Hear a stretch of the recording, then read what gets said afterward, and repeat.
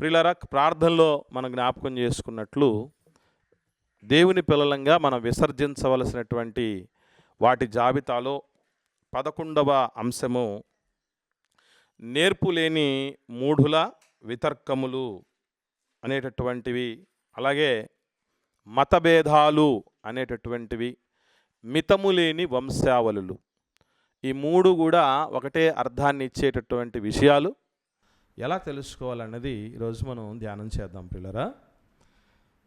ఒకసారి బైబిల్ గ్రంథంలో వీటి గురించినటువంటి ఉనికి ఎక్కడెక్కడ ఉందో కొన్ని విషయాలు మనం చూద్దాం. తిమోతి గారికి రాసిన 2వ పత్రిక 2వ అధ్యాయము 23వ వచనాన్ని చూద్దాం. అపోస్తలుడైనటువంటి పౌలు గారు తిమోతి గారికి రాసిన 2వ పత్రిక 2వ అధ్యాయం 23వ వచనంలో నేర్పులేని మూఢుల వితర్కములు జగడములను పుట్టించునని ఎరిగి అటివాణిని విసర్జించుము. జగడాలు దేవుని పిల్లలకు తగినవి కాదు. ఎందుకు అంటే అవి ఎక్కడ నుంచి మొదలై ఎక్కడ అంతమవుతాయో ఎవరు చెప్పలేరు. అందుకే దేవుడు అంటాడు ఎప్పుడు కూడా, శక్యమైతే సమస్త మనుషులతో సమాధానం కలిగి ఉండుడి అంటాడు. సమాధాన పుత్రులం మనం, సమాధాన పాత్రులం మనం. సమాధాన పరిచేవాళ్ళు, సమాధాన పడేవాళ్లే దేవుని పిల్లలు. సో ఇటు సమాధానానికి గండి కొట్టేది జగడాలు. ఈ జగడాలు ఎక్కడి నుంచి పుడతాయట? నేర్పులేని మూఢుల వితర్కాలతో పుడతాయట. తర్కం ఎక్కడ పడితే అక్కడ దొరకదండి, వితర్కాలు మాత్రం ఎక్కడైనా దొరుకుతాయి. దీన్ని వితండవాదాలను కూడా అంటారు. అంటే ఒక వృధా ప్రశ్నలవి.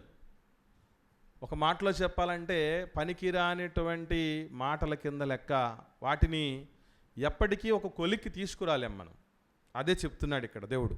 నేర్పులేని మూఢుల వితర్కములు జగడాలు పుట్టిస్తాయి కాబట్టి వాటికి మీరు దూరంగా ఉండండి అంటాడు.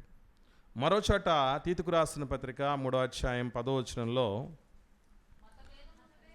తీతుకు రాసిన పత్రిక 3వ అధ్యాయం 10వ వచనంలో, మతభేదములు కలిగించు మనుష్యునికి 1-2 మారులు బుద్ధి చెప్పిన తర్వాత వాడిని విసర్జించు. మీకు ఇప్పుడు ఒక డౌట్ రావాలి. మతభేదాలు కలిగించేటటువంటి వాడు మొదటిసారి వచ్చాడు, బుద్ధి వచ్చింది అతనికి, బుద్ధి చెప్పాం మనం. మళ్ళీ రెండోసారి కూడా వస్తాడా? అక్కడ చెప్పాడు చూడండి, ఏమన్నాడండి? రెండోసారి కూడా వస్తాడా రాడా? వస్తాడు.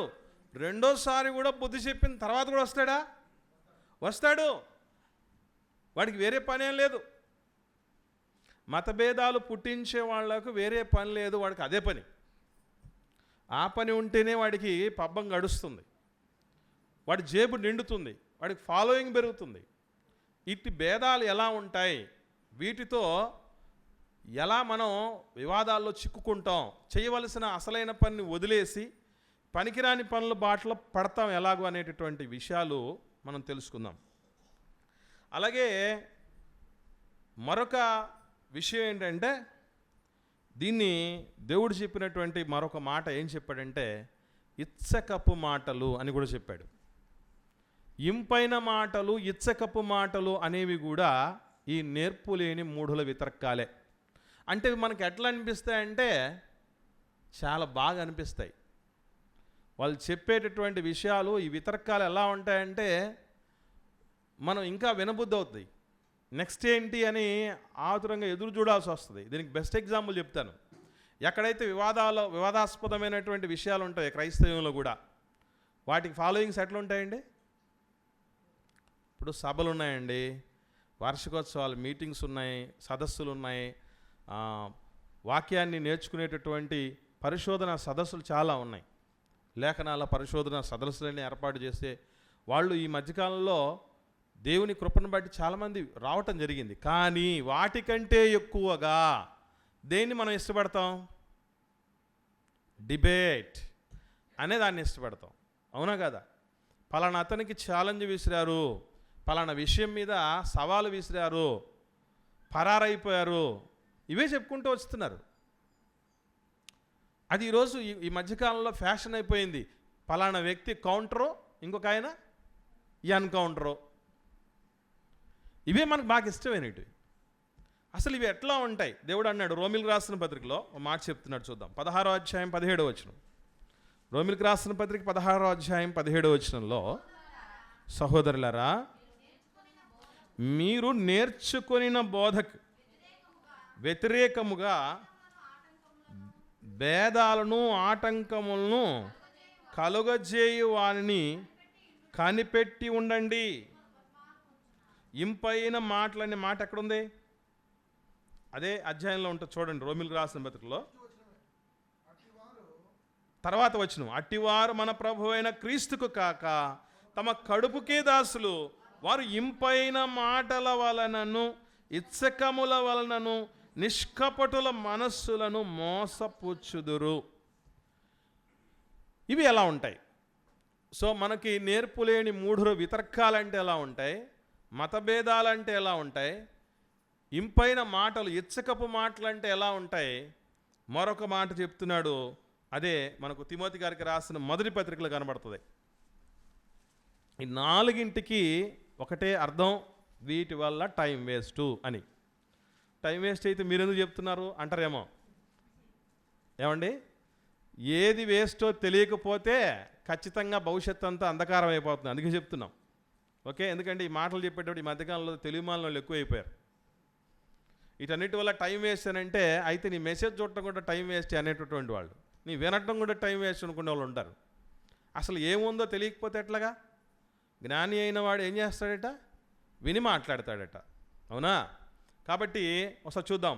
తిమోతి గారికి రాసిన మొదటి పత్రిక మొదటి అధ్యాయము 3-4 వచనాల్లో, నేను మాసిదోనియకు వెళ్ళుచుండగా సత్యమునకు భిన్నమైన బోధ చేయవద్దని కల్పనా కథలను మితము లేని వంశావళులను విశ్వాస సంబంధమైన దేవుని ఏర్పాటుతో కాక వివాదములతోనే సంబంధము కలిగి ఉన్నవి గనుక వాటిని లక్ష్య పెట్టద్దు, వాటిని వదిలేయి, విడిచిపెట్టు అన్నాడు. ఇందులో మితిలేని వంశావళులు అనే మాట కనపడుతుంది. ఈ మితిలేని వంశావళులు, నేర్పులేని మూఢుల వితర్కాలు, ఇచ్చకపు మాటలు, ఇంపైనటువంటి మాటలు ఏమిటవి? మత భేదాలు అనేటటువంటి వాటి యొక్క అర్థాలు మనం తెలుసుకోవాలి. ముఖ్యంగా ఈ మత భేదాలు తర్వాత మితిలేని వంశావళులు, ఈ రెండు కూడా ఒక్క జానరులోకి, ఒక్క కోవలోకి వస్తాయి. ఇవి రెండింటినీ కలగలిపి మనం ప్రస్తుతానికి ఆలోచన చేద్దాం. ఏమిటది? మతభేదాలు లేదా మితిలేని వంశావళులు.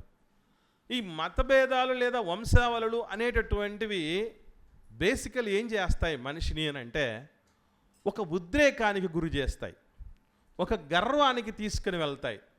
ఈ గర్వముతో, ఈ ఉద్రేకంతో నా మతం గొప్ప, నా వంశం ఎంత గొప్పది అని జగడాలకు వెళ్ళేటటువంటి రీతిగా కూడా తీసుకెళ్తాయి.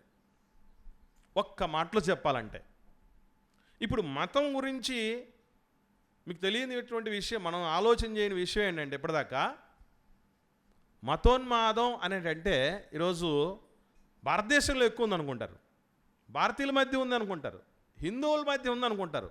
కాదు కాదు,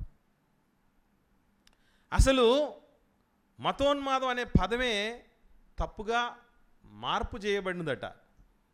వాస్తవంగా మతానువాదం అనేటటువంటి దానిలో నుంచి పుట్టుకొచ్చింది మతోన్మాదం అట. అంటే మతాన్ని అనుసరించే వాళ్ళ దగ్గర నుంచి ఏమైపోయింది? హింసా ప్రేరకుల వరకు వెళ్ళిపోయింది, ఉన్మాదం వైపు వెళ్ళిపోయింది. సరే, ఇది ఎక్కడ ఉంది, ఇక్కడ ఇంకా వ్యాపించి ఉంది, ఎక్కడ వేళ్ళూనుకొని ఉంది, మిగతా వాళ్ళతో మనకు నిమిత్తం లేదు. కానీ మన కొరకు పాత నిబంధన అనేది కొట్టివేయబడినా మన దాకా ఎందుకు తెచ్చాడు దేవుడు అనేది చాలామందికి తెలియదు.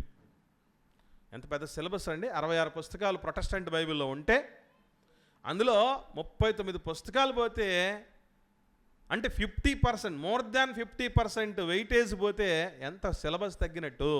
ఆయన ఎందుకు ఇచ్చాడు అనుకున్నారు దేవుడు? అది ఒక ఛాయగా ఉంది, ప్రభునద్దుకు, క్రీస్తునద్దుకు నడిపించడానికి ఒక ఛాయ. అంత మాత్రమే కాకుండా మునుపు జరిగినవి మనకు బుద్ధి కలగడానికి, మనకు బోధ కలగడానికి రాయబడ్డాయి. ఈ రెండు ప్రధానమైనటువంటి ఉద్దేశాలతో ఇంకనూ మనకు బైబిల్ గ్రంథంలో వాటిని దేవుడు కాపాడుతూనే వచ్చి మన దాకా తీసుకొని వచ్చాడు. కనుక పాత నిబంధన చరిత్రలో మొదలుకొని ఈ మితిలేని వంశావళుల చుట్టూ లేదా ఈ మతభేదాల చుట్టూ ఎంతమంది చేరారు అని అంటే, కొంతమంది నేను ఈ మతములో చాలా ప్రసిద్ధుణ్ణి, నేను పెద్ద అభిమానిని, గాఢాభిమానిని అనుకున్నటువంటి వాళ్ళు సైతం క్రొత్త నిబంధనలో యేసుప్రభుల వారు జీవించిన కాలంలోనే ఉన్నారు. యూదుల్లోనే యూదుల్లోనే యేసుప్రభు శిష్యులు ఉన్నారు 12. ఆ 12 సీమోను అనేటటువంటి వ్యక్తి ఒక ఆయన ఉన్నాడు. ఆయనకి ఏం బిరుదు ఉండేది తెలుసా? ఒకనాడు ఒకసారి చూద్దాం. లూకాసు సువార్త 4వ అధ్యాయం చూడండి, ఆయనకి ఏం బిరుదు ఉందో. లూకాసు సువార్త 6వ అధ్యాయం, క్షమించండి, 6వ అధ్యాయం 15వ వచనం. లూకాసు సువార్త 6వ అధ్యాయము 15వ వచనం. మత్తయి, తోమా, అల్ఫయి కుమారుడకు యాకోబు, జెలోతే అనబడిన సీమోను అన్న దగ్గర ఆగుదాం. జెలోతే అంటే ఏముంది ఫుట్ నోట్లో? మతాభిమాని. జెలోతే అనగానే అదేదో అనుకోకండి. ఏమండి, కొన్ని పదాలు ఎట్లా ఉంటాయంటే పరిశుద్ధ గ్రంథంలో వాళ్ళు ఆనాటి కాలంలో మాట్లాడిన భాషకు రెలవెంట్గా ఉండేటటువంటి విషయాలు చాలా కనబడతాయి. తలి తాకుమి అంటే చిన్నదానా లేము అని, అలాంటి పదాలు. జలోదర రోగం అని ఉంటుంది, మహోదరము అని అంటారు దాన్ని. ఇట్లా కొన్ని రకాలైనటువంటి ప్రత్యేకంగా కనిపించే పదాలు ఉంటాయి. ఎఫ్ఫతా అంటాడు యేసుప్రభుల వారు ఒక చోట. ఎఫ్ఫతా అంటే ఏంటనుకున్నాం? తెరువబడు అని. ఒక వ్యక్తికి, గుడ్డి వ్యక్తికి బురద చల్లి, ఆయన ఉమ్మితో కలిపి బురద చల్లిన తర్వాత ఎఫ్ఫతా అనే మాట మాట్లాడతాడు. ఏలి ఏలిలామా సబక్తా అని. ఇది మూల భాషకు సంబంధించింది, మన భాషకు సంబంధించిన పదాలు కాదు అవి. సో ఇక్కడ కూడా జెలోతే అనేటటువంటి పదం మతాభిమాని. మతాభిమాని ఇప్పుడు ఎక్కడికి వచ్చాడు? మతము నుంచి మార్గానికి వచ్చాడు, శిష్యుడయ్యాడు, క్రీస్తు శిష్యుడయ్యాడు. ఈయనే కాదు, ఇంకొక ఆయన కూడా ఉండేవాడు. అంటే అది ఎక్కితే, తలకెక్కితే, అంటే ఈ మత ఉన్మాదం అనేది తలకెక్కితే ఎంతవరకు వెళ్ళిపోతుందనేది చరిత్ర చెప్తోంది. 3 వర్గాల్లో కూడా, క్రిస్టియానిటీలో సైతం తలకెక్కినటువంటి వాళ్ళు కొంతమంది ఉన్నారు. అలాగే ఇస్లాం సోదరుల మధ్య కూడా ఇప్పటికీ 2 వర్గాలు ఉన్నాయి వాళ్ళ మధ్య. మీకు తెలుసో తెలీదో, షియాలు, సున్నీలని. షియాలు సున్నీల మధ్య నిత్యము పోరాటం. అది ఎప్పుడు కూడా అలాగా దావాలలో పెరిగిపోతూనే ఉంటుంది. హైందవ్యంలో కూడా 2 వర్గాలు ఉన్నాయి, ప్రధానమైనటువంటి వర్గాలు. అవే విష్ణు భక్తులు, శైవ భక్తులని. శైవులు, వైష్ణవులని ఉన్నారు. అంటే అడ్డనామం ధరించేవాళ్ళు, నిలువునామం ధరించేవాళ్ళు. ఎప్పుడు అధికారంలోకి, దేశానంతా పరిపాలించే అధికారంలోకి వైష్ణవులు వస్తే శైవులు చంపేస్తారు, శైవులు అధికారంలోకి వస్తే వైష్ణవులు చంపేస్తారు. ఎప్పుడు ఇదే. ఇప్పటికే మీకు తెలుసో తెలీదో, మనకు శ్రీకాళహస్తి ఉంది కదా, అక్కడ ఎవరిది? వైష్ణవులు కాదు, శైవులది, అది శివుడికి సంబంధించింది. అది తిరుపతి ఉంది, అది ఎవరికి సంబంధించింది? వైష్ణవులకు సంబంధించింది. ఇక్కడ పూజారులు అక్కడికి వెళ్ళరు, అక్కడ పూజారులు ఇక్కడికి రాడు. తెలుసా మీకు? ఎందుకు? ఇద్దరు మళ్ళీ బ్రాహ్మణులే, కానీ శివభక్తులు సపరేటు, విష్ణు భక్తులు సపరేటు. వాళ్ళ యొక్క జపాలు, నామాలు అవన్నీ వేరే. ఇప్పుడు నేను వాటి గురించి పెద్దగా చెప్పదలుచుకోలేదు. కానీ క్రైస్తవంలో కూడా 2 ప్రధానమైన వర్గాలు ఉన్నాయి. ఇద్దరికీ పెద్ద రైవలరీ. ఏంటి వర్గాలు అనుకుంటున్నారు? రోమన్ క్యాథలిక్స్, ప్రొటెస్టెంట్లు. రోమన్ క్యాథలిక్లను చూస్తే కింద నుంచి ఒకటే కోపం రగిలిపోతూ ఉంటుంది ప్రొటెస్టెంట్లకి. ప్రొటెస్టెంట్లు చూశారనుకోండి, వాళ్ళేమంటారు ఉంటుంది తెలుసా? నిన్నగాక మొన్న పుట్టిన బచ్చారా నువ్వు అంటారు. మేము ఏమనుకుంటున్నారా? మేము ఎవరు అనుకున్నాం, మేము వేర్లవురా, నువ్వెవరు, సిగురు, తుంచగల జాగ్రత్త అంటారు వాళ్ళు.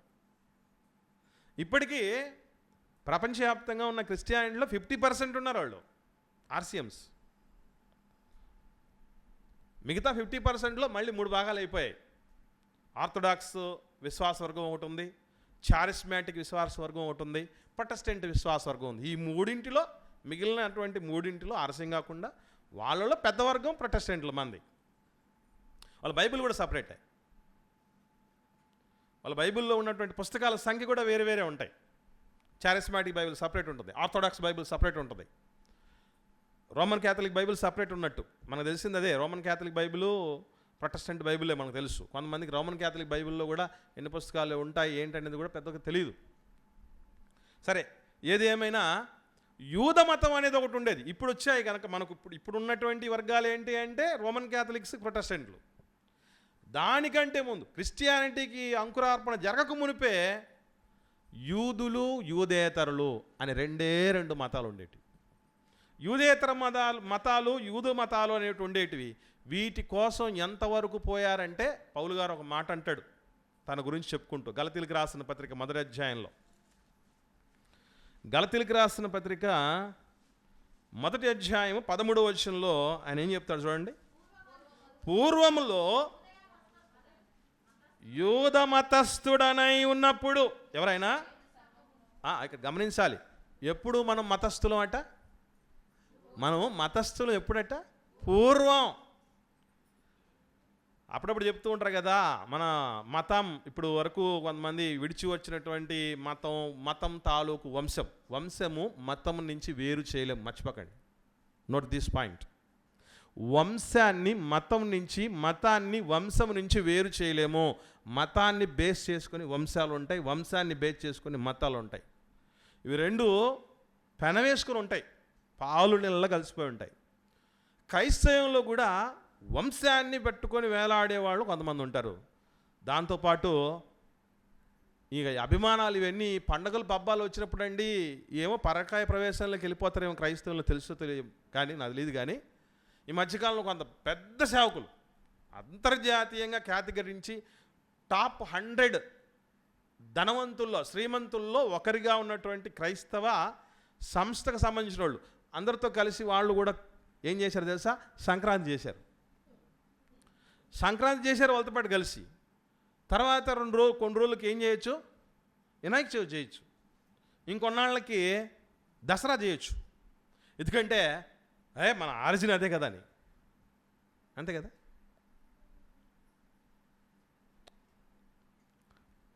కొంతమంది సామెతలు చెప్పేటప్పుడు, క్రిస్టియానిటీలో కూడా సామెతలు ఎక్కువ చెప్పేటప్పుడు అంతా అక్కడ చెప్తారు, వాటిలో నుంచి వచ్చాడు. అప్పుడు చెప్పినప్పుడు అలాంటి మాట్లాడినప్పుడు, రే మీ మూలాలు ఎక్కడి నుంచి పోతాయిరా బాబు, మా వాళ్ళేరా మీరు. రాధామనోహర్ దాస్ ఎప్పుడు చెప్తూ ఉంటాడు, ఏమనంటే నాతో ఎవరు డిబేట్ చేయాలి తెలుసా క్రైస్తవుల్లో, నీ తాత ముత్తాతల నుంచి కొన్ని 100 తరాల నుంచి నువ్వు క్రైస్తవుడు ఉండాలి. అందుకే మీ నాన్న పేరు చెప్పు, వాళ్ళ నాన్న పేరు చెప్పు, వాళ్ళ నాన్న పేరు చెప్పు అంటాడు.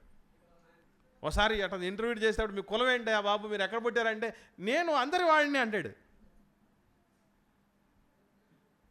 చెప్పుకుంటే సిగ్గుచేటు అన్నట్టు. ఏమండి గమనించండి, ఇలా కొంతమంది ఉంటారు. దీని విషయంలో దేవుడు చెప్తున్నటువంటి విషయం ఇదిగో, నేను పూర్వము యూద మతస్థుడని. మరి మతస్థులైతే ఎలా ఉంటారట చెప్తున్నాడు ఆయన. ప్యూర్ ఆ మతం తలకెక్కించుకున్న వ్యక్తులు ఎవరబ్బా అని ఒక క్వశ్చన్ చేసుకుంటే, ఎవరైనా అతన్ని చూడాలి, టేస్ట్ చేయాలి, ఎట్లా ఉంటాడు అని అనుకుంటే దానికి బెస్ట్ ఎగ్జాంపుల్ పౌలు గారు కనపడతారు. ఆయన ఏం చేసేవాడు అంట, చదువుదాం. నేను దేవుని సంఘమును అపరిమితముగా హింసించి నాశనము చేయించు నా పితరుల పారంపర్యాచారమందు విశేష ఆసక్తి గలవాడనై నా స్వజాతీయుల్లో నా సమాన వయస్కులైన అనేకుల కంటే యూదుల మతములో నంబర్ 1 నేనేరా బాబు, టాప్ 1 నేను. ఎక్కడా? యూదుల మతంలో. యూదుల మతంలో ఉండి ఏం చేస్తూ వచ్చేవాడట, బెదిరించాడట, హింసించాడంట, చెరసాల్లో పెట్టాడట, చంపడం అతనికి ఏమైపోయింది, అలవాటు, ప్రాణాధారం చేసుకున్నాడని రాయబడింది. అంతేకాదు ఇంకా ఏం చేసేవాడు తెలుసా? ఎక్కడ దాకా పోయేది తెలుసా అండి? ఆయన ఏం దానికి ప్రేరేపించేవాడు ఒకనాడు అనేటటువంటి మాట కూడా చెప్తూ ఒక మాట చెప్తాడు. చూద్దాం 26వ అధ్యాయం అపోస్తలుల కార్యములు. మతం అనేది తలకెక్కినటువంటి పరిస్థితి ఉంటే, ఈవెన్ మన క్రైస్తవం అనేటువంటి మార్గాన్ని కూడా కొంతమంది తలకెక్కించుకొని ఎట్లా తయారవుతానో కొన్ని విషయాలు చెప్తాను మీకు. అపోస్తలుల కార్యం 26వ అధ్యాయం 11వ వచనం. అనేక పర్యాయాలు సమాజ మందిరాల్లో అన్నిటిలో వారిని దండించి వారు దేవదూషణ చేయునట్లు బలవంత పెట్టజూచి తిని. ఈ మధ్యకాలంలో కొన్ని వస్తున్నాయి కదా, యేసుప్రభు నమ్ముకున్నానని చెప్తే నేను చంపేస్తాం అనేవాళ్ళు. ఇంకా ఏం చెప్తున్నారు? జై శ్రీరామ్ చెప్పవా? ఉన్నారా లేదా? ఈ మధ్యకాలంలో మరికొందరు వచ్చి భారత మాతకి జై చెప్పు అంటున్నాడు. భారత మాతకి జై చెప్పు అంటున్నాడు. నేను అందుకే క్రైస్తవులు అయితే దేశభక్తి ఉండదురా అని మాట్లాడితే మొన్న ఆగస్టు 15వ తారీఖున ఆన్లైన్ బైబిల్ క్లాసెస్లో చెప్పాను, క్రైస్తవులు అయితే దేశభక్తి ఉండదా. అసలు దేశభక్తి అంటే ఏంటో, ఎట్లా ఉంటుందో, దేన్ని నిజంగా దేశభక్తి అనాలో ఆ మెసేజ్లో మాట్లాడాను. మీలో ఎవరన్నా చూడండి వాళ్ళంటే చూడండి, అందులో మిస్ అవ్వకండి. చాలామందికి తెలియక ఇవన్నీ మాట్లాడతారు. కొంతమంది క్రైస్తవులు జనగణమన పాడరట, జాతీయ జెండాకు సెల్యూట్ చేయరట, ఇంకేం చెప్తున్నారట, ఒక నిండు వేదిక మీద ఒరే మేము అంతే, మీకు అంత ఇష్టం లేకుండా అంత ఏహభావం ఉంటే, అంత ద్వేషం ఉంటే పాకిస్తాన్ని ఎట్లా విడదీశారు కదరా, క్రైస్తవులు కూడా ఒక దేశాన్ని ఇచ్చేయండి రా అని చెప్పాడు ఒక సావకుడు. దాన్ని బేస్ చేసుకొని చూసారా, వీళ్ళు మొక్కలు చేయటానికే, వీళ్ళు బ్రిటిష్ కుక్కలేండి, వీళ్ళు బ్రిటిష్ వాళ్ళు వారసులు. బ్రిటిష్ రూల్ ఏంటి? డివైడ్ అండ్ రూల్ పాలసీ, విభజించు పాలించు అనేటువంటి విధానం. అందుకే వీడు విభజించమంటున్నాడు. వాడొక ముక్క పట్టుకెళ్ళాడు, వీడొక ముక్క పట్టుకెళ్తాడు, ఇంకొకడు వస్తాడు వాడొక ముక్క పట్టుకెళ్ళని చూస్తాడు. ఇది అంటే కేకు ముక్కలా అంటున్నాడు. అంటే ఒకటి అలాగ ఎక్కితే మనసులోనికి ఒక దాని మీద దురభిమానం, అది ఎంతవరకు వెళ్తుంది అంటే చూడండి, దేవదూషణ చేసేనట్టు. ఏ దేవుడు, ఏ మూలం ఏదైతే ఉందో, కలిగినది ఏదియో ఆయన లేకుండా కలగలేదు అనుకొని ఆయన కోసమే సమస్తాన్ని దేవుడు చేసుకుంటూ వచ్చాడో ఆ దేవుణ్ణి దూషించేటట్టు. ఎవరిని దూషించేటట్టు చెప్పేవాడు? యెహోవా దేవుడినా? కాదు, యేసు దేవుణ్ణి. దేవదూషణ చేయనట్లంటే ఎవరిని చెప్పండి? యెహోవా దేవుడిని దూషించమని చెప్తున్నట్ట. అమ్మో, ఆయన దృష్టిలో, ఆయన ఉద్దేశంలో యెహోవా దేవుడు అంటే అల్టిమేట్ ఆయన తప్ప ఇంకోడు లేరు అనేటువంటి భావజాలం ఆయన. కాబట్టి యేసు ప్రభువును కూడా దూషించేటట్టు చేశారు. ఈ మధ్యకాలంలో నోటికి ఎంత మాట ఇస్తే అంత మాట. క్రిస్టియానిటీ కోసం ఫోకస్ చేసి మాట్లాడుతూ ఎన్ని మాట్లాడుతున్నారో మీకు ప్రత్యేకంగా చెప్పనక్కర్లేదు. ఎన్ని చెప్తున్నారో. మరియమ్మ తల్లిని ఎంత మాట అంటే అంత మాట మాట్లాడేవాళ్ళు, యేసు ప్రభువుని ఎంత పడితే అంత మాట మాట్లాడేవాళ్ళు, యెహోవా దేవుని ఎంతవరకు మాట్లాడేవాళ్ళు ఉన్నారు. కారణం ఏంటంటే అది తలకెక్కితే, ఒరే నా దగ్గర ఎంత గబ్బుంది, వీళ్ళ దగ్గర ఎంత నీతి ఉంది, ఏంటి అసలు మనం అనదానికి అర్హత ఉందా మనకి, అవన్నీ ఏం ఆలోచన చేయరు. అది తలకెక్కినటువంటి మన వాళ్ళలో కూడా, క్రైస్తవంలో కూడా ఎలా ఉంటారంటే, పక్క సంఘాల వాళ్ళని చూస్తే ఏహభావం. ఇప్పుడు మీకు విషయం నేను అందుకే పాట రాశాను, తొందరలో రిలీజ్ అవుద్ది, ప్రేర్ చేయండి.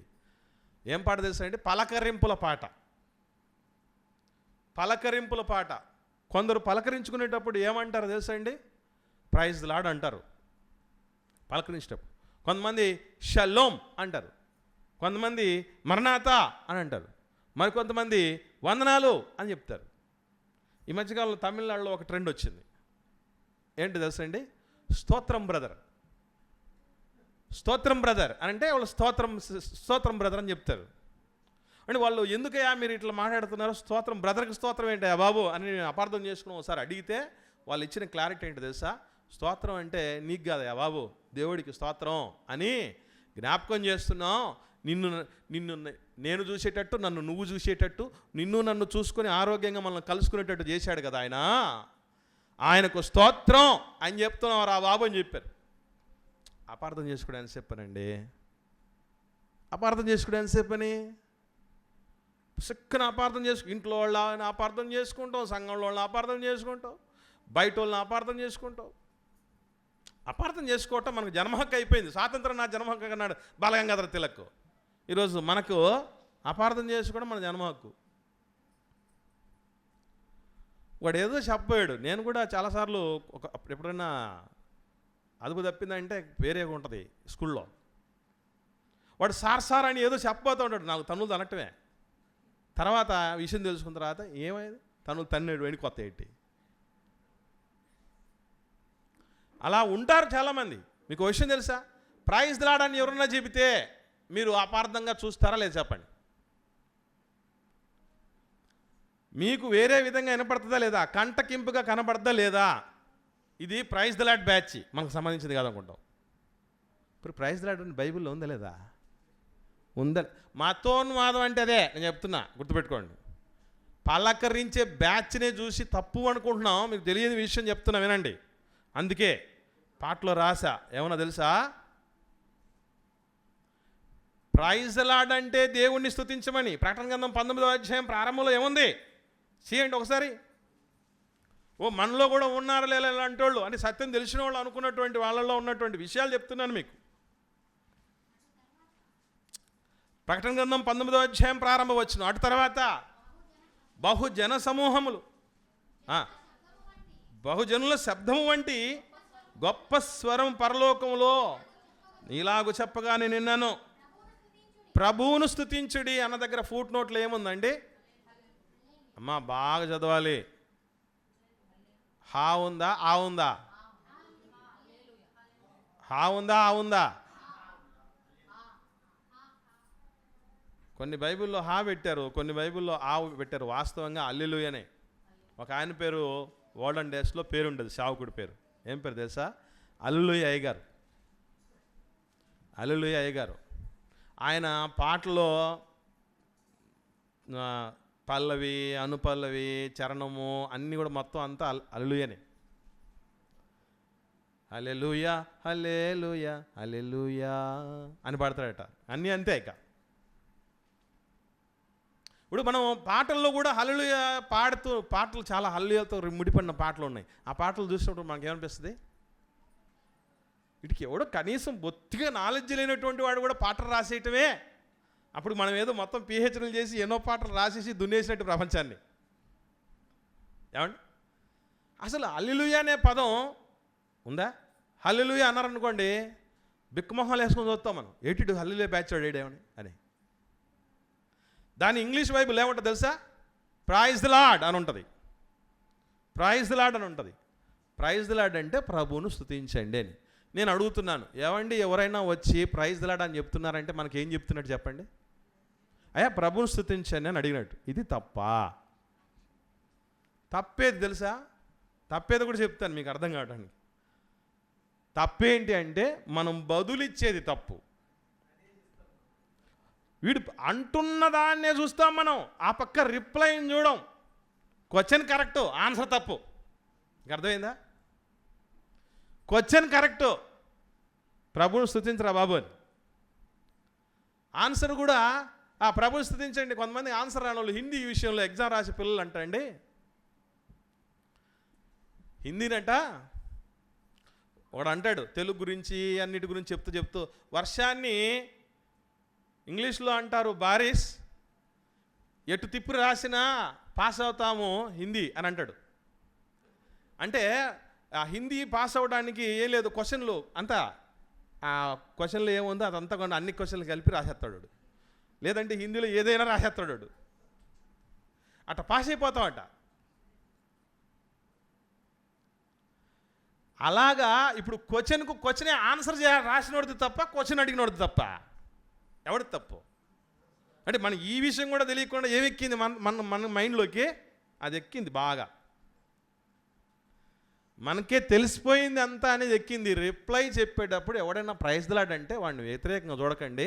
ఆన్సర్ చెప్పేవాడికి ఆన్సర్ ఎట్లా చెప్పాలో చెప్పండి. ఏంటది? Praise to Lord, praise to Lord అని చెప్పండి. ప్రైజ్ ది లార్డ్ అంటే ఆన్సర్ ఏం చెప్పాలి? ప్రైజ్ టు లార్డ్ అంటే ఏం అర్థం? దేవునికి స్తోత్రం అని. ఇప్పుడు ఎవరైనా ఈ పక్క అయ్యగారు ఉన్నాడు, హల్లెలూయా అన్నారు అనుకోండి, మరి దగ్గరలో ఏదైనా రాయి ఉంటే తీసి పెట్టుకూడదాం అనిపిస్తుంది కదా, తప్పది. హల్లెలూయా అని అడగడం ఇక్కడ నుంచి దైవజనుడు తప్పు కాదు. మనం ఏమనాలి అప్పుడు? ఆన్సర్ చెప్పేటప్పుడు వీళ్ళు హల్లెలూయా అనకూడదు, ఆన్సర్ చెప్పేవాళ్ళు. అది తప్పు. ఏమన్నా ఆన్సర్ చేసేవాళ్ళు? దేవునికి స్తోత్రం కలుగునుగాక అనాలి, లేదా దేవునికి స్తోత్రం అని చెప్పాలి. ప్రైజ్ లార్డ్ అన్నాడు బయట పైనుంచి, ప్రైజ్ టు లార్డ్ అని చెప్పండి. ఇది తెలియకుండానే మనం ఏం చేస్తున్నాం అంటే ఒకటి ఎక్కిపోయింది మనకు మైండ్లోకి, పొరపాటు. ఈ వంశావళుల జోలికి, మతాల జోలికి, ముఖ్యంగా మా పితరులేంటి, మా చరిత్ర, కొంతమంది వీళ్ళు ఏం చేయలేకపోయినా వాళ్ళ బ్యాక్గ్రౌండ్ చెప్పుకుని, అంటే చెట్టు పేరు చెప్పి కాయలు అమ్ముకుంటారంటారే, ఆ బ్యాక్గ్రౌండ్ చెప్పి. అందుకే బాప్తిస్మ యోహాను గారు అంటారు ఏమని? అబ్రహాము మాకు తండ్రిని మీలో మీరు అనుకోవద్దు. యేసు ప్రభువు వారు మాట్లాడుతూ ఉన్నా కూడా యోహాను సువార్తలో ఏమంటారు తెలుసా? మేము అబ్రహాము సంతానం, మేము ఒక ఎవరికైనా దాసులుగా ఉన్నట్టమా అని మాట్లాడతారు. అంటే యేసుప్రభు చిన్నోడు కదా, హిస్టరీ తెలియదేమో అనుకున్నారు. ఆయన హిస్టరీని 2 భాగాలు చేసినోడు, ప్రపంచ చరిత్రనే 2 భాగాలు చేసినోడు. ఆయన దగ్గరకు వచ్చి ఏదో తాతలకు డబ్బులు నేర్పించడం అంటే ఎట్లుంటుంది? అట్లా ఉంటుంది యేసుప్రభు చెప్తే. ఒకప్పుడు మేము దాసులు ఎవరికి ఉండలేమంటే మరి అస్సురు చెరకపోయినాడు ఎవడు? బబులోని చెరకపోయినాడు ఎవరు? పిచ్చి కుక్కలాగా ఈడ్చుకుపోయాడే నెబుకద్నెజర్ రాజు. ఎవరు వీళ్ళంతా? యూదులు కాదా? మేమెవరికి దాసులుగా ఉండలేదు, మేము అబ్రహాం సంతానం, మేము స్వతంత్రములయ్యా అని చెప్తూ మాట్లాడడం జరిగింది. అందుకే ఒక అద్భుతమైన మాట చెప్తాడు పౌలు గారు. ఈ వంశాలు, మా వంశం ఏ వంశం అనుకున్నావు? మా పితరుడు ఒకనాడు ఏలినటువంటి వాడు ఎంత గొప్పడు అనుకున్నావు? అప్పుడు మనం చెప్తూ ఉంటాం మా తాత ఎంత గొప్పడు తెలుసా? ఏం చేశాడంట? మీసాల మీద నిమ్మకాయ నిలబెట్టాడట. ఆయన నిమ్మకాయ నిలబెడితే నీకేంటి? ఇప్పుడు ఆయన నిమ్మకాయ నిలబెట్టాడు, ఏమైంది నీకు? మరి ఆ మీసాల మీద నుంచి తీసుకొని ఇస్తే పులుసన్న అవుద్ది, అవునా? ఓ మాట చెప్పాడు రోమిలకు రాసిన పత్రిక 9వ అధ్యాయము 7-8 వచనాల్లో పౌలు గారు. చూద్దాం. అపొస్తలుడైన పౌలు గారు రోమిలకు రాసిన పత్రిక 9వ అధ్యాయంలో అద్భుతమైన మాట చెప్తున్నాడు. చూద్దాం 7వ వచనం నుండి. అబ్రాహాము సంతానమైనంత మాత్రము చేత అందరును పిల్లలు కారు, ఇస్సాకు వలనైనది నీ సంతానం అనబడును. అనగా శరీర సంబంధులైన పిల్లలు దేవుని పిల్లలు కారు కానీ వాగ్దాన సంబంధమైన పిల్లలు సంతానమని ఎంచబడదు. ఇప్పుడు కూడా క్రైస్తవంలో కొంతమంది నాది తక్కువ కులం, పెద్ద కులంలో దేవుడు పుట్టించుంటే బాగుండు, నా పేరు తర్వాత ఏదన్నా ఉండుంటే బాగుండు, డిగ్రీలాగా రాజుల గారులను, రెడ్డి గారులను, నాయుడు గారులను, కొన్ని శ్రేష్ఠి అంటారు. శ్రేష్ఠి అంటే శెట్టిగారులకు ఉన్నటువంటి పేరు. అదే బ్రాహ్మణులకు కూడా కొన్ని ఉంటాయి, ఆచార్యులు అనే పేర్లు చివరిలో ఉంటాయి. అట్లా మనకి ఏదన్నా లేదే అన్నటువంటి బాధ కూడా పడేవాళ్ళు ఉంటారు. దట్టు మరలా కూడా ఏం చెప్తారంటే, అయ్యో మేము చిన్న మతములో, చిన్న కులములో ఉన్న మా వాళ్ళలో మేము శేషలు విన్నారా? ఇట్రీ మా వాళ్ళు మేము చాలా శశలు అండి, అరుదు బ్యాచ్ మాది, రేర్ బ్రీడ్. ఏది సినిమా హీరో అక్కడ చెప్పాడు, ఏమన్నా తెలుసా అండి? మా బ్లడ్ వేరు, మా బ్రీడ్ వేరు అని చెప్పినట్టు చెప్పేవాళ్ళు ఉంటారు. ఉంటుందట్లగా గమనించండి ప్రియులరా. చెప్తున్నాడు వాగ్దాన సంబంధులైన పిల్లలంటే అంతే తప్ప నీ వంశాల గురించి ఆలోచన చేస్తావా? నీ వంశం బ్యాక్గ్రౌండ్ చూసి రక్షణ ఇచ్చాడు దేవుడు? చెప్పండి. నీ వంశానికి బ్యాక్గ్రౌండ్ ఏమన్నా చూసేవన్నీ ఇచ్చాడు రక్షణ దేవుడు? నాయన నీ మహా గొప్ప వంశంలో బాబు, జమీందారుల వంశం నీది, ఎంతోమందిని రాళ్ళు పరిపాలించినటువంటి వంశం మీది, సుభిక్షంగా బతికినటువంటి వంశం మీది, అందుకని నేను రక్షిస్తున్నాను అన్నాడు. ఏంటి? ఆ వంశాల జోళ్ళకి, ఆ మతాల జోలికి వెళ్ళేటటువంటి పరిస్థితి. క్రైస్తవులు కూడా మేము మన క్రైస్తవులని చెప్పుకోవడానికి అతిశయించవచ్చు, కానీ మనకంటే ఎక్కువగా మనల్ని చూసి ఎదుటోడు అతిశయించాలి. అది గుర్తుపెట్టుకోండి. మన గురించి మనం చెప్పుకుంటే దాన్ని ఏమంటారు చెప్పండి? సెల్ఫ్ డబ్బా అంటారు. ఎందుకు డబ్బా రాయాలి? ఎందుకు మనకి? మన గురించి మనం చెప్పుకోవటమా? ఎవడని చెప్పుకుంటాడు? అది మన గురించి 10 మంది చెప్పుకోవాలి. దానివల్ల మనుషులు మీ సత్క్రియలను చూసి పరలోకమందున్న మీ తండ్రిని మహిమపరచాలి అంటాడు. కాబట్టి ప్రియులారా, ఇది వంశావళులు, మతభేదాలు. ఒకనాడు మతాభిమాని అనుకుని మతం కోసమే నిలబడినటువంటి వ్యక్తి ఇందులో ఏమీ లేదు, అసలు సారం మార్గంలో ఉంది, క్రీస్తులో ఉందని క్రీస్తు దగ్గరికి వచ్చినాడు జలోతే అనబడినటువంటి సీమోను. దేవదూషణకు కూడా పాల్పడి దానికోసం కూడా వెనకాడినటువంటి దుర్మార్గము స్థితిలో ఉన్నటువంటి ప్రధాన మంత్రి కాదు, పాపి అని చెప్పబడినటువంటి వ్యక్తి ఇందులో ఏమీ లేదురా ఉన్మాదం తప్ప, ఇందులో ఏమీ లేదు మానవుణ్ణి చంపటం తప్ప, ఇందులో ఏమీ లేదు రక్తపాతం తప్ప, ఇందులో ఏమీ లేదు రాక్షసత్వం తప్ప అని దేవుడి దగ్గరికి, ఆయన పాదాల దగ్గరికి వచ్చి పడ్డాడు కదా పౌలు గారు. ఈరోజు మనం ఏంటో వేరే సంఘాలకు వెళ్ళేటటువంటి వాళ్ళని సాధ్యమైనంత వరకు శత్రువులా చూసేవాళ్ళు ఉంటారు, వేరే సహవాసాలు పోయేవాళ్ళని చూసేటువంటి వాళ్ళు ఉంటారు. ఇప్పుడు వాడికి అవసరం లేకపోవచ్చేమో, మనకు అవసరం ఉంది కదా, వాడికి మనం అవసరం లేకపోవచ్చు, మన దేవుడు అవసరం లేదు అనుకొని బతకచ్చు వాడు అని. వాడికి దేవుడు కావాలి, దేవుడికి వాడు కావాలి, మనకు కావాలి. కాబట్టి కావాలనుకుని పోయినటువంటి వ్యక్తి తగ్గి ఉండగలగాలేదు, మర్చిపోకండి. ఇప్పుడు మనకి ఎప్పుడు రోషాలన్నీ పుట్టుకొస్తాయి తెలుసా, నువ్వు నాకు వద్దు అనుకున్నప్పుడే లేనిపోని భయంకరమైన రోషాలు వచ్చేస్తాయి, ద్వేషాలు వచ్చేస్తాయి. నువ్వు నాకు కావాలనుకున్నటువంటి వాళ్ళు ఏం చేస్తారు, తగ్గాలి. గమనించండి ప్రియులారా, ఇది వంశావళులు, వంశం గురించి ఎవరు బాధలు ఏం పడకండి. అట్లాగే మతము గురించి అనేటటువంటి దాన్ని అది తలకెక్కించుకోకండి. మనది మార్గం. మతం అనుకుంటే ఏంటంటే ప్రతి దానిలో తప్పు వెతకడం, అంటే తప్పు లేని దానిలో కూడా తప్పు చూడడం. నేను దానికి ఎగ్జాంపుల్ చెప్పాను కదా, ఏంటది, ప్రైజ్ ది లార్డ్, హల్లెలూయా అని చెప్పాను. హల్లెలూయా అని చెప్పటం తప్పు కాదు, ప్రైజ్ ది లార్డ్ అని అనడం తప్పు కాదు, రిప్లై చెప్పేదే తప్పు. క్వశ్చన్ తప్పు కాదు, ఆన్సర్ తప్పు. దాన్ని మనం అపార్థం చేసుకుంటూ ఉన్నాం. ఎందుకంటే అది ఎక్కింది మనకి. ఏమైనా ఎక్కిందంటే ఇంకా మనకు తప్ప ఇంకెవడికి తెలియదు, మనకే అంత తెలుసు అనే ఫీలింగ్. నేను చెప్తున్నాను, గుర్తుపెట్టుకోండి, రేపు జనవరికి సిల్వర్ జూబ్లీ నాది సెలబ్రేషన్స్ అవుతాయి. పరిచర్య మొదలుపెట్టి 25 పూర్తి. ఇప్పటికీ లెంపలేసుకున్నటువంటి సందర్భాలు కోకొల్లలు నా జీవితంలో. బైబిల్ చదువుతున్నప్పుడు, ఆలోచిస్తున్న ప్రతిసారి, నేర్చుకున్న ప్రతిసారి, 10 మంది దైవజనులు కలుస్తున్న ప్రతిసారి, ఒక సందేశాన్ని వింటున్న ప్రతిసారి, బైబిల్ని ధ్యానిస్తున్న ప్రతిసారి, ప్రతి సందర్భంలో నేను చిన్నపిల్లలకు నేర్చుకుంటూ ఉన్నాను, నేర్చుకుంటూనే ఉంటాను కూడా. ఎందుకంటే నాకు అన్నీ తెలిసేవి కాదు. ఇప్పటికీ నాకు ఇంకా చాలా తెలియదు అన్నటువంటి రీతిగానే చదువుకుంటూ ఉన్నాం. అది చాలా అవసరం పిల్లరా.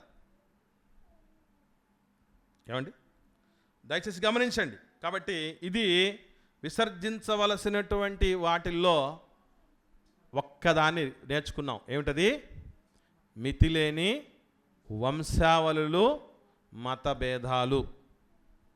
సెకండ్ పార్ట్ ఉంది, అది వచ్చే వారం నేర్చుకున్నాం. అదేంటి?